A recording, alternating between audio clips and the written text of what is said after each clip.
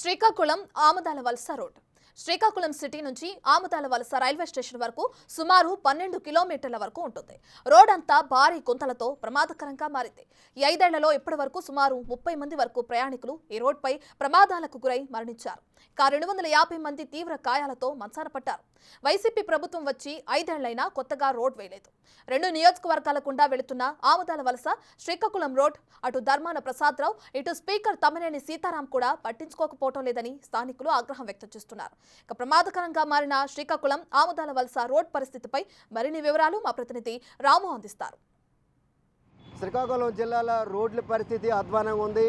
నగరం నుంచి గ్రామం వరకు ఎక్కడికి వెళ్ళాలన్నా సరే గుంతలమయమైన రోడ్లతో ప్రజలు నానా అవసరం పడాల్సిన పరిస్థితి వస్తుంది. ముఖ్యంగా చూస్తే శ్రీకాకుళం నుంచి ఆమదాల వలస వెళ్ళి ఈ రోడ్డు సుమారుగా 10 నుంచి 12 కిలోమీటర్ల విస్తీర్ణం ఉంది.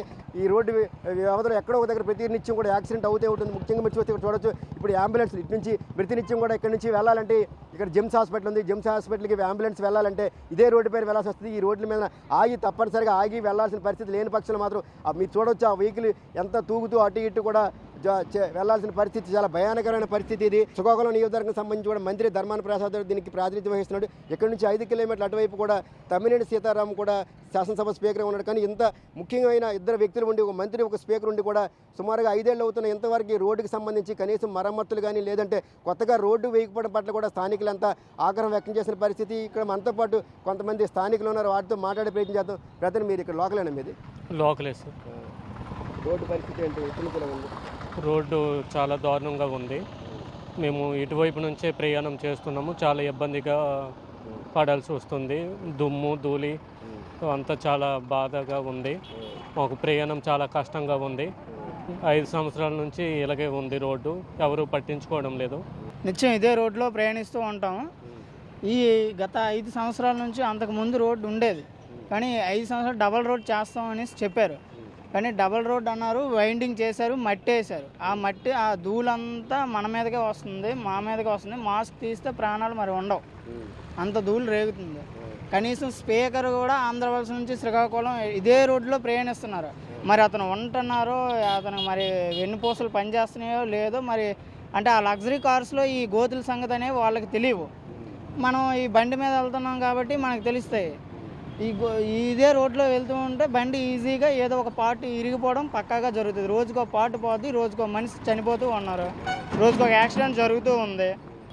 అంత ధూళిగా ఉంది, డస్ట్ ఉంది, రోగాలు వస్తున్నాయి. ఇదే రోడ్లో ప్రయాణించాలి అంటే మనం ఏదో ఒక పార్ట్ని మన బాడీలో పార్ట్ కోల్పోవాలి, బండిలో పార్ట్ కూడా కోల్పోవాలి. అంత దారుణంగా ఉంది. వీళ్ళైతే మరి వీళ్ళ వల్ల అయితే చేత కాదు. వీళ్ళైతే రోడ్లు వేసే ప్రసక్తి లేదు, వేయలేరు కూడా. ఇదే రోడ్డు మీద ప్రయాణం చేసిన వాడైతే వీళ్ళకి ఓటు అయితే వేయరు. ఈ రోడ్లు చూసి వాళ్ళు ఓటు అడగడానికి వచ్చారంటే వాళ్ళకి సిగ్గు ఉండాలి. మేము రోడ్లు లేట్ వేసాం, డబల్ రోడ్ అన్నాం. మినిమం డబల్ రోడ్డు మాటకి సింగిల్ రోడ్లో 40 ఫీట్ రోడ్ అయినా గోతులు కప్పుకుంటే సరిపోతుంది. ఆటో డ్రైవర్ ఉన్నారు ఇక్కడ. బ్రదర్, మీరు ఇదే రోడ్లో వస్తున్నారా? ఏమనిపిస్తుంది మీకు ఈ రోడ్డు పరిస్థితి? నరకంలాగా ఉంది రోజు. ప్రతిరోజు ఇలాగే స్టేషన్కి శ్రీకాకుళంకి వెళ్తుంటాం. రోజు ఇలాగే మరి చాలా ఇబ్బంది పడతాం. వచ్చే జనాలు కూడా ఎక్కట్లేదు ఆటోలు. ఖాళీగా వెళ్తున్నాం 2-3 టికెట్లతో. రోడ్డు ఎలా ఉంది, వాళ్ళకు కూడా ఇబ్బంది. మేము స్లోగా వెళ్ళాలి, ట్రైన్కి వెళ్ళవలసిన ట్రైన్కి అందలేకపోతుంటారు. దానివల్ల వాళ్ళకి ఇబ్బందిగా ఉంటుంది. ఏంటి సార్ పరిస్థితి, రోడ్డు పరిస్థితి ఏంటి? పరిస్థితి అంటే చుట్టుపక్కల ఎవరు ఉండలేకపోతున్నారండి. 1 కిలోమీటర్ వరకు చాలా ఘోరంగా ఉంది. యాక్చువల్లీ రాజకీయ లీడర్లు కిలోమీటర్లో 2 ఉన్నారు. ధర్మాన ఉన్నాడు, తమ్మినేని సీతారాం ఉన్నాడు. ఇద్దరు కూడా యువతలు రోజుకు 4 సార్లు తిరుగుతారు. వాళ్ళు ఉన్నారో బతికారో తెలియదు అనమాట. అంత ఘోరంగా ఉంది. కనీసం ఎవరు కూడా ఆదుకునే నాదుడు లేడు. ఇంత రోజు నిత్యం తిరుగుతూ ఉంటారు, కనీసం ఎందుకు పట్టించుకోవట్లేదు 2 మంత్రులు ఉండి? మనకి తెలియని విషయం అండి. అందరూ అంటారు వాళ్ళు ఏదో కమిషన్లకు ఇవ్వలేదు అనేసి వాళ్ళు ఆపారు, వీళ్ళు ఎక్కువ తినాను రాళ్ళు ఎక్కువ తినాను. మనకి తెలంగాణ మనం ఏంటో అనలేము.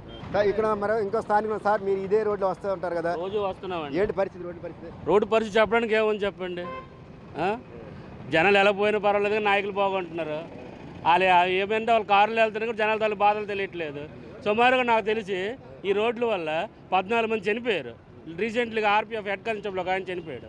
అంటే ఈ నాయకులు ప్రజల కోసం పనిచేస్తున్నారో తెలియట్లేదు, ఎవరి కోసం పనిచేస్తున్నారో తెలియట్లేదు. ప్రజలు ఎలా పోయినా పర్వాలేదు కానీ మేము శుభ్రంగా ఉంటున్నాము, మేము అధికారంలో ఉంటున్నాము, అధికారాన్ని ఎంజాయ్ చేస్తున్నాం అనుకుంటున్నారు తప్ప ప్రజల తాలూకు బాధలు కానీ ప్రజల తాలూకు ఇది కానీ ఎవరికి తెలియట్లేదు. ఈ రోడ్డు ఎందుకు ఇద్దరు మంత్రులు ఉండి కూడా ఇద్దరికి సగం అటు సగం నియోజకవర్గం శ్రీకాకుళం సగం ఇక్కడ ఇది ఆంధ్ర సగం ఎందుకు అసలు ఇంతవరకు ఇన్నేళ్లుగా ప్రజలు ఇబ్బంది పడుతున్నారు, ఎందుకు పట్టించుకోవట్లేదు, ఎందుకు పూర్తి అవ్వట్లేదు? మరి ఆడించిందే పెద్ద ఆయన ఇప్పుడు వీళ్ళిద్దరు నటనకి ఆయన సూత్రధారి జగన్మోహన్ రెడ్డి. ఎవరికో ఒకరికి గొప్ప చెప్పాలి కదండి. ఆమదాల్వలస కాన్స్టిట్యున్సీ ఇన్ఛార్జికి అయితే ఆమదాల్వలస కాన్స్టిట్యున్సీ ఇన్ఛార్జి, లేదు శ్రీకాకుళం ఇన్ఛార్జికి అయితే శ్రీకాకుళం మంత్రి గారికి గొప్ప చెప్పానండి. ఇటు స్పీకర్ గారికైనా ఒప్పు చెప్పాలి, అటు ధర్మాన ప్రసాదరావు గారికైనా ఒప్పు చెప్పాలి కదా. ఇద్దరి మధ్యన ఉండి డ్రామాలు ఆడించి అంటే నిధులు ఇవ్వడానికి ఇష్టం లేక ఇద్దరి మధ్యన డ్రామాలు ఆడించి ప్రజల్ని ఇబ్బంది పడుతున్నారు వీళ్ళు. 26 మంది ప్రాణాలు తీసిన ఈ రోడ్డుకి సంబంధించి ఇద్దరు మంత్రులను పట్టించుకోవడం చాలా దారుణం అంటూ నరకయాతన అనిపిస్తున్నామంటూ కూడా ఆంధ్రవలస మరియు శ్రీకాకుళం ప్రజలైతే ఆవేదన వ్యక్తం చేసిన పరిస్థితి. వీడియో జర్నలిస్ట్ నాగరాజుతో రాము, బిగ్ టీవీ న్యూస్, శ్రీకాకుళం.